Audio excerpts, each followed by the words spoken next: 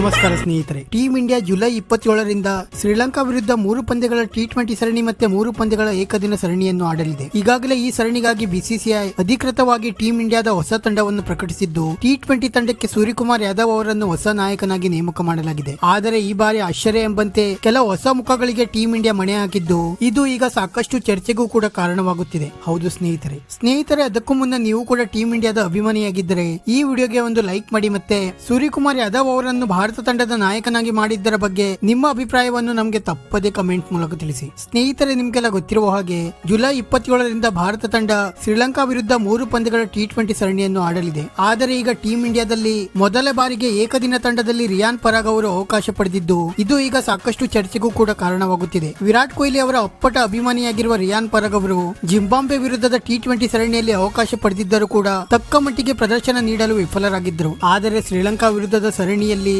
Rayon Parag ಅವರನ್ನು T20 ಮತ್ತೆ ಏಕದಿನ ಎರಡೂ ಸರಣಿಯಲ್ಲಿ ಅವಕಾಶ ನೀಡಲಾಗಿದ್ದು, ಇದು ಈಗ ಸಾಕಷ್ಟು ಚರ್ಚೆಗೆ ಕಾರಣವಾಗುತ್ತಿದೆ. ಜಿಂಬಾಬ್ವೆ ಪ್ರವಾಸದಲ್ಲಿ ಅದ್ಭುತ ಪ್ರದರ್ಶನ ನೀಡಿದಂತಹ ಅಭಿಷೇಕ್ ಶರ್ಮಾ ಮತ್ತೆ ಋತುರಾಜ್ ಗಾಯಕ್ವಾಡ್ ಅವರನ್ನು ಎರಡೂ ಫಾರ್ಮೆಟ್ ನಿಂದ ಕೈ ಬಿಡಲಾಗಿದೆ. ಮತ್ತೆ ಕಳೆದ ಸೌತ್ ಆಫ್ರಿಕಾ ವಿರುದ್ಧ ಏಕದಿನ ಸರಣಿಯಲ್ಲಿ ಅದ್ಭುತ ಪ್ರದರ್ಶನ ನೀಡಿ ಭರ್ಜರಿ ಶತಕ ಸಿಡಿಸಿದಂತ ಸಂಜು ಸ್ಯಾಮ್ಸನ್ ಅವರನ್ನು ಕೂಡ ಏಕದಿನ ತಂಡದಿಂದ ಕೈ ಬಿಡಲಾಗಿದೆ. ಆದರೆ ದಿಢೀರನೆ ರಿಯಾನ್ ಪರಾಗ್ ಅವರನ್ನು ಏಕದಿನ ತಂಡಕ್ಕೆ ಆಯ್ಕೆ ಮಾಡಿದ್ದು ಈಗ ಸಾಕಷ್ಟು ಚರ್ಚೆಗೂ ಕೂಡ ಕಾರಣವಾಗುತ್ತಿದೆ. ಸ್ನೇಹಿತರೆ, ಇದರ ಬಗ್ಗೆ ನಿಮ್ಮ ಅಭಿಪ್ರಾಯವನ್ನು ನಮಗೆ ತಪ್ಪದೇ ಕಮೆಂಟ್ ಮೂಲಕ ತಿಳಿಸಿ. ವಿಡಿಯೋ ಇಷ್ಟ ಆಗಿದ್ದರೆ ಲೈಕ್ ಮಾಡಿ ಮತ್ತೆ ಚಾನೆಲ್ ಅನ್ನು ಸಬ್ಸ್ಕ್ರೈಬ್ ಮಾಡಲು ಮರೆಯಬೇಡಿ.